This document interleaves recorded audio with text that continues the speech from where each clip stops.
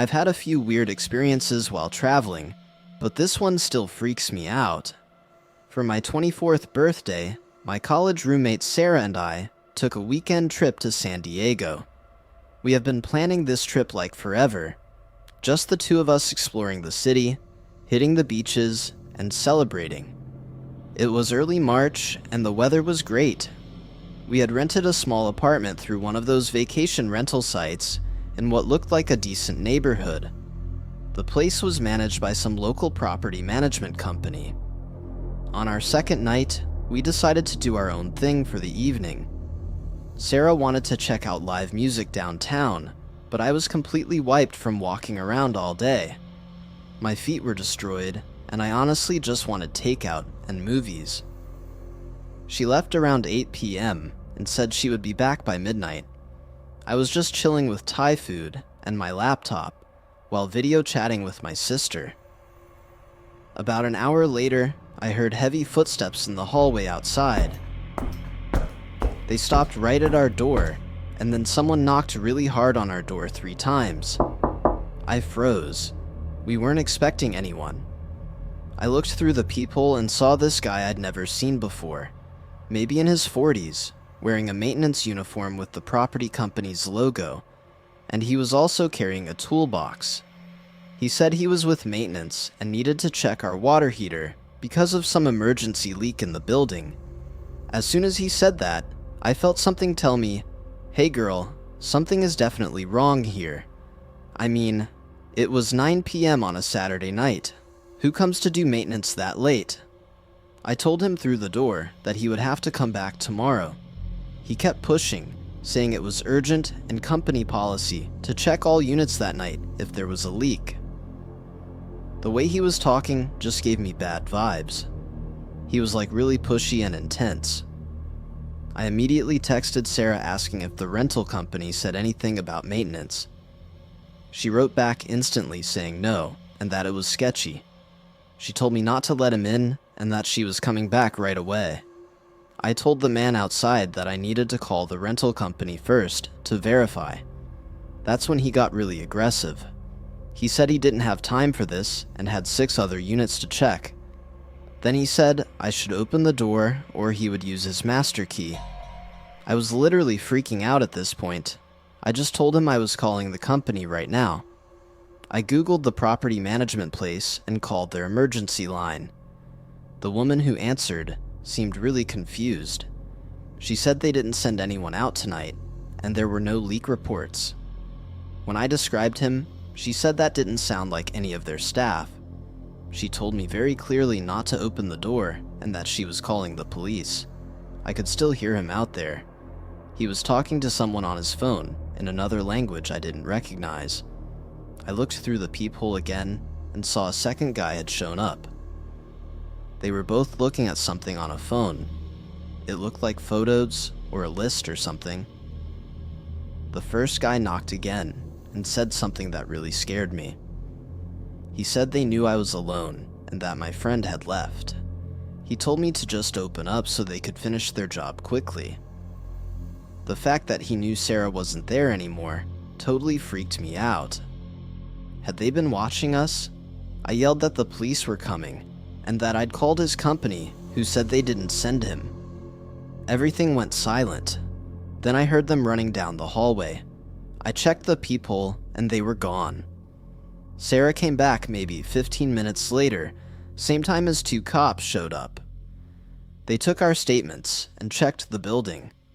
The officers said there'd been a bunch of these incidents at vacation rentals around the city. People pretending to be maintenance to get inside, going after tourists, especially young women alone or in pairs. They never found the guys, but one cop said we did the right thing by not opening the door and checking first. He mentioned that a lot of people, especially women trying to be polite, end up opening the door in these situations.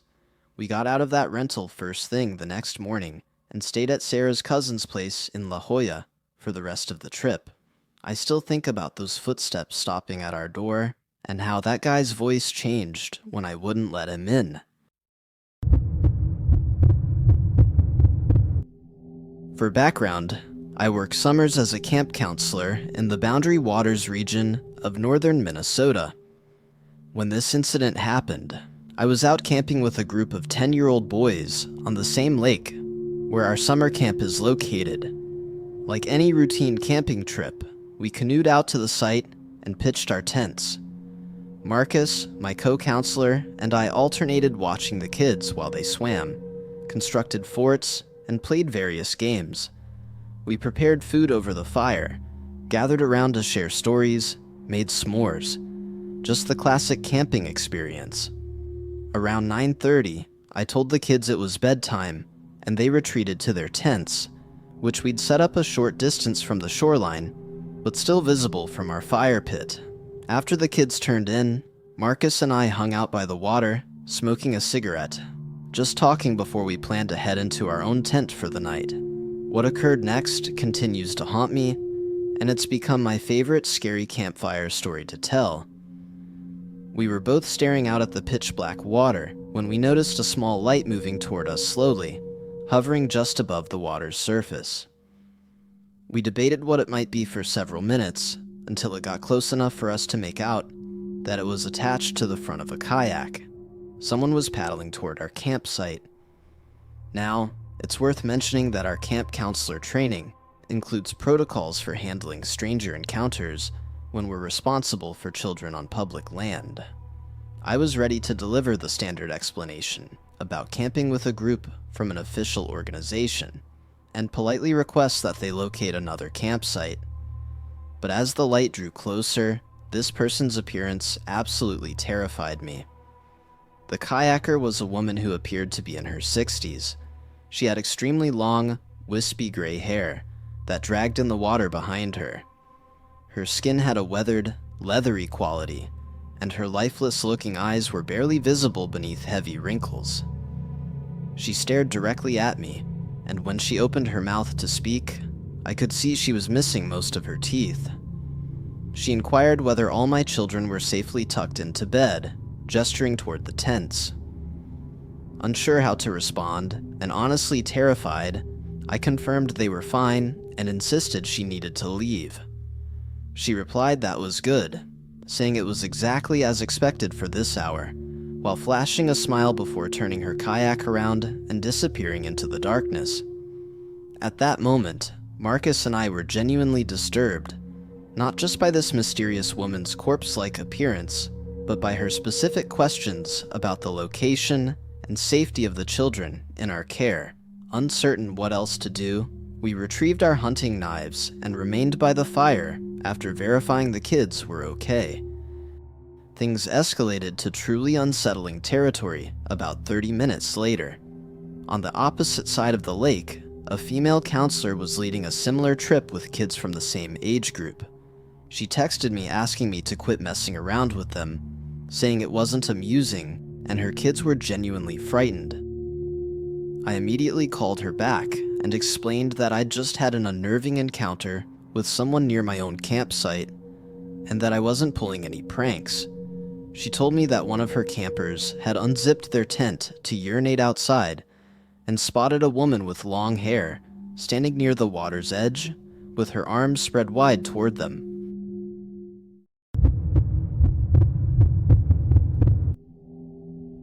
I was 16 when this happened, and looking back now, I can see all the ways things could have gone differently.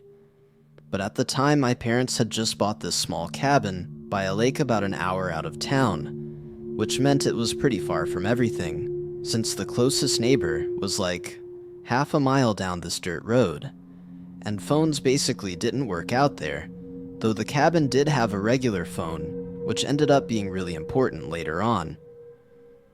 This was early March, so it was still pretty cold, and not many people were going to the lake yet, which is why my parents felt okay about leaving when they had to go to my aunt's wedding 3 hours away, meaning they would be gone from Saturday morning until Sunday afternoon.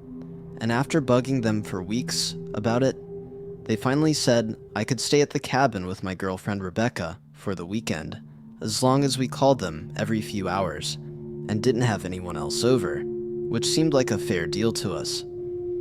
We got there Friday evening, right before it got dark, and my parents went through all their usual stuff about where the first aid kit was and how to turn on the backup generator if the power went out. Plus, they made sure we knew to lock the doors at night. But the thing they really kept going on about was how black bears sometimes came around looking for food. So we absolutely had to keep the trash locked up in this metal bin they had, and I swear they mentioned that like 5 times before they finally felt okay about the whole situation. On Saturday morning, my parents left around 9, which meant Rebecca and I had the whole day stretching out ahead of us to do whatever we wanted, whether that was walking down to the lake, or making a fire, or watching movies on the old TV that barely got any channels, and it felt absolutely amazing to have that much freedom, like we were actually adults for once, instead of just kids being supervised all the time. Around 2 in the afternoon, we decided to check out this trail Rebecca had noticed before that went into the woods behind the cabin, and it was pretty overgrown, but you could still follow it as it wound through all these pine trees, and about 20 minutes in, we found what was left of this old hunting platform thing that looked like a wooden deck built up in a big tree. Most of it was rotted through, but the ladder was still sort of there, which is when Rebecca turned to me and said, "We should climb up to see the view." I wasn't totally sure about it, but the ladder looked like it would hold, so we went for it. From the top, we could see over all the trees stretching out in every direction, which was pretty cool until Rebecca grabbed my arm and pointed towards something. I looked where she was pointing to see maybe 50 yards away, barely visible through all the trees, what looked like a beat-up shed or something, with a tarp hanging off the roof that was flapping a little in the wind. We climbed down, and we both knew we wanted to check it out, so we pushed through the brush and dead branches to get closer. The closer we got, the more details we could make out, until we finally reached it and realized it wasn't just a shed at all. Someone had basically built a little camp here, with more tarps tied between trees, making something like a roof and what looked like an actual living space underneath. There was also a fire pit with ashes in it that looked recent. The ashes didn't look old and blown away. It was definitely recent. Plus, empty food cans were scattered around on the ground, and there was a sleeping bag rolled up against a tree that still looked pretty clean. I looked at Rebecca, and she looked at me, and I could tell she was thinking the same thing I was, which was that somebody was actually living out here right now. This wasn't some old abandoned camp from years ago. We didn't even say anything to each other. We just turned around and started walking back toward the trail, moving as quickly as possible, but also trying not to make too much noise. The whole way back, I kept looking over my shoulder to see if anyone or anything was tailgating us. Every snapping branch made me jumpy. We got back to the cabin around 3:30, and once we were inside, we went around locking every door and every window, checking them twice to make sure they were actually locked.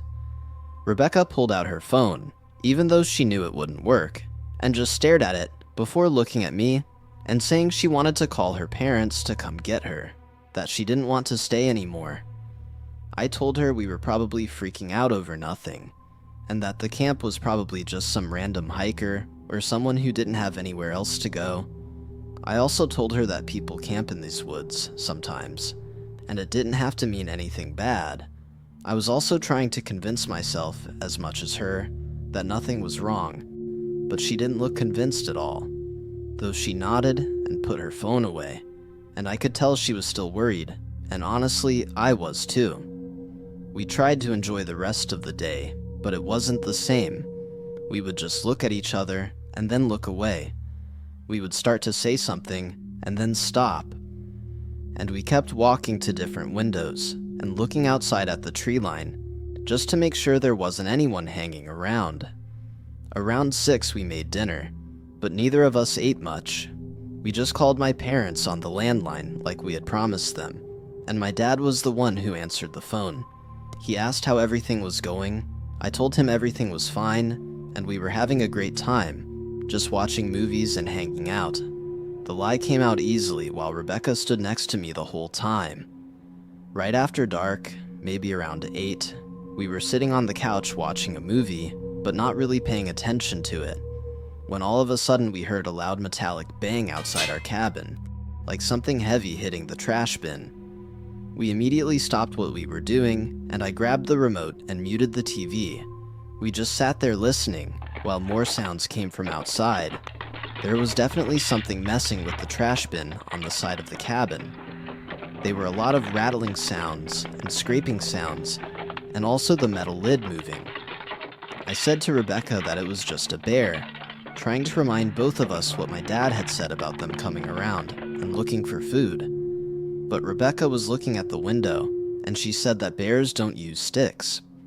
I didn't understand what she meant at first, so I looked where she was looking, and through the window, lit up by the porch light, we could see the trash bin, and there was a long stick like a broken branch or something moving around, poking at the trash bin lid and trying to flip open the locked latch.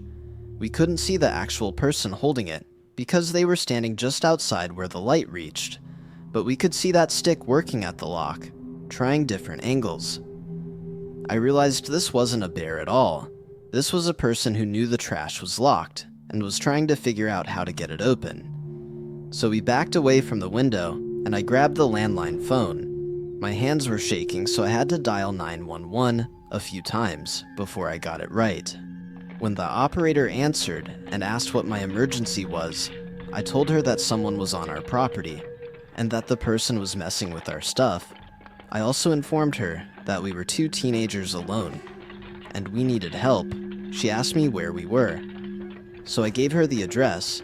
She told me she was sending a deputy right away, but because of how far out we were, it would take at least 30 minutes for them to get there. She asked if we were safe inside and if the doors were locked, and I said yes. She told us to stay on the line with her, but then I heard the sounds outside stop completely, like total silence just took over. I told the operator that I couldn't hear anything anymore, and she told me to stay calm and stay inside and keep the doors locked, while Rebecca held onto my arm, and we just stood there trying to hear anything that would tell us where the person had gone.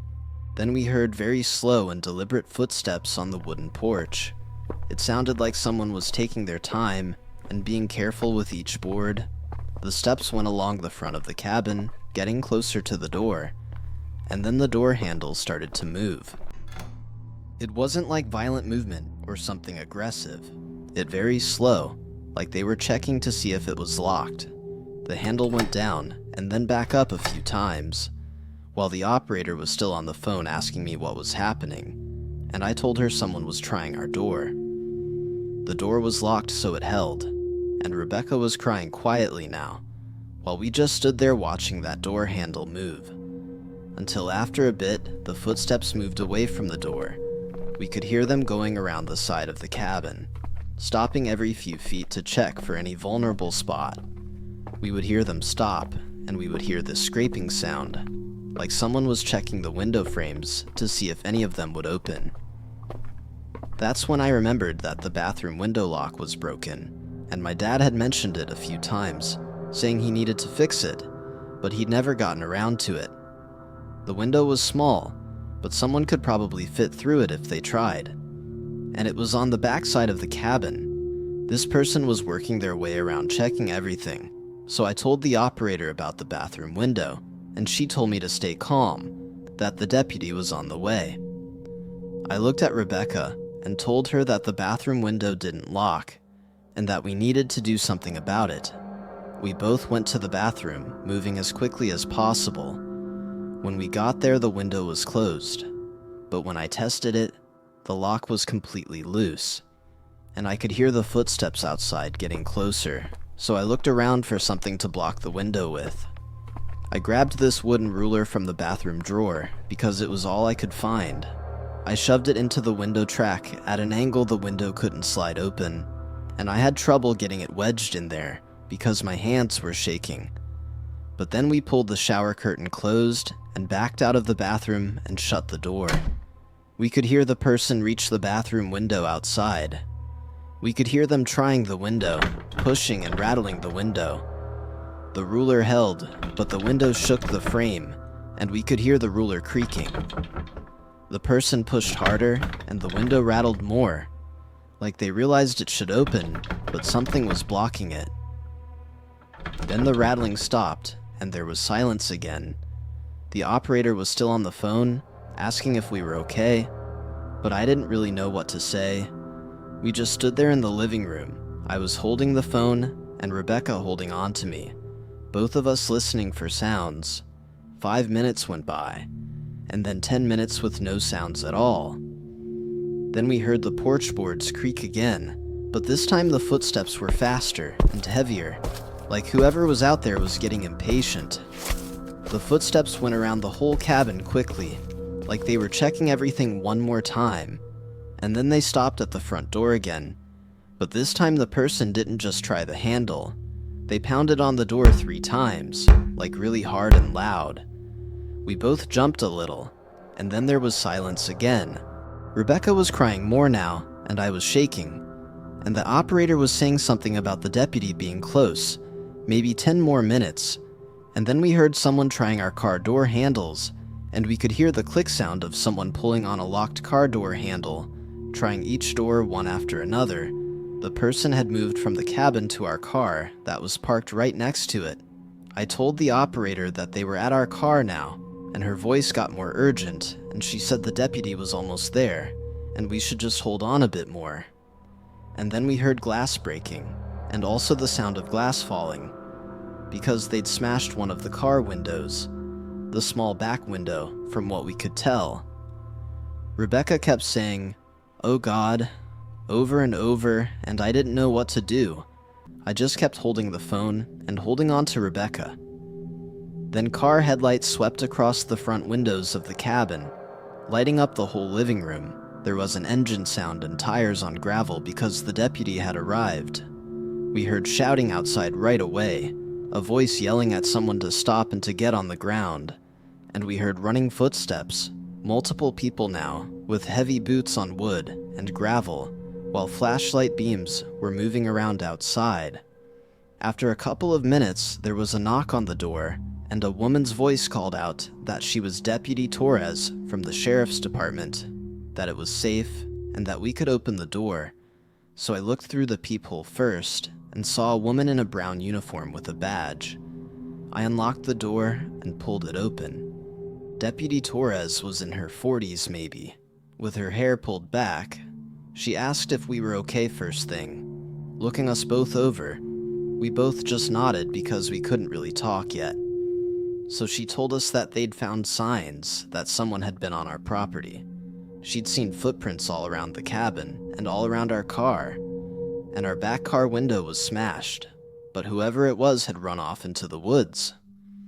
When they saw her patrol car coming down the road, she said she'd called for backup, and they were searching the woods now with flashlights, but it was dark and there was a lot of ground to cover.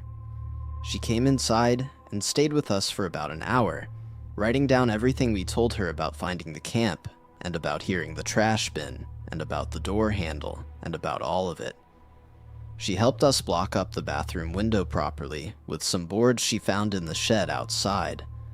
The whole time we could see more flashlights moving around in the woods, through the windows, and we could hear voices calling to each other. Deputy Torres also called my parents on the landline, and I heard her telling them that we were fine and that we weren't hurt. But she also informed them that there had been an incident, and they should probably come back. I heard my dad's voice get loud through the phone, but she told him again that we were okay, and that she was staying with us until they got back. My parents showed up around midnight, and my mom came in first. She just grabbed both of us and hugged us. She didn't say anything for a minute, just held on, while my dad looked really pale, and he kept asking if we were really okay, and kept looking us over.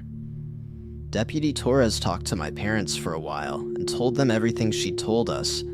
My dad kept running his hands through his hair, and my mom wouldn't let go of my hand the entire time.